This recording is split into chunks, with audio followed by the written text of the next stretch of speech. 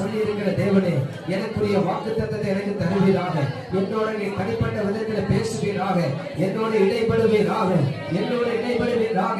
ஆண்டவரே, நிச்சயமாகவே நிச்சயமாக நிச்சயமாக நான் உன்னை ஆசீர்வதிக்கிறேன், ஆசீர்வதித்து உன்னை பெருகிறேன், பெருக பண்ணுவேன் என்று சொன்னீரே.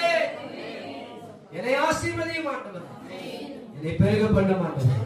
இருக்கிற தரித்திர நிலைமை மாறட்டும், குறைவுகள் மாறட்டும், அவிசுவாசங்கள் மாறட்டும், இல்லாமை மாறட்டும், வெறுமை மாறட்டும், வனாந்தரம் மாறட்டும், செழிப்பு உண்டாவதாக.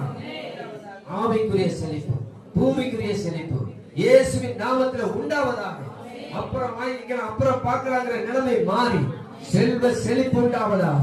ஆபிரகாமுக்கு உண்டான ஆசீர்வாதம் கிறிஸ்து இயேசு மூலமா என் சிரசின் மேல வந்து தங்குவதாக, தங்குவதாக, தங்குவதாக, தங்குவதாக. இந்த வருஷம் எங்களுக்கு ஆசீர்வாதத்தின் ஆண்டா இருப்பதற்காக கோடி கோடி கோடி கோடி ஸ்தோத்திரம்.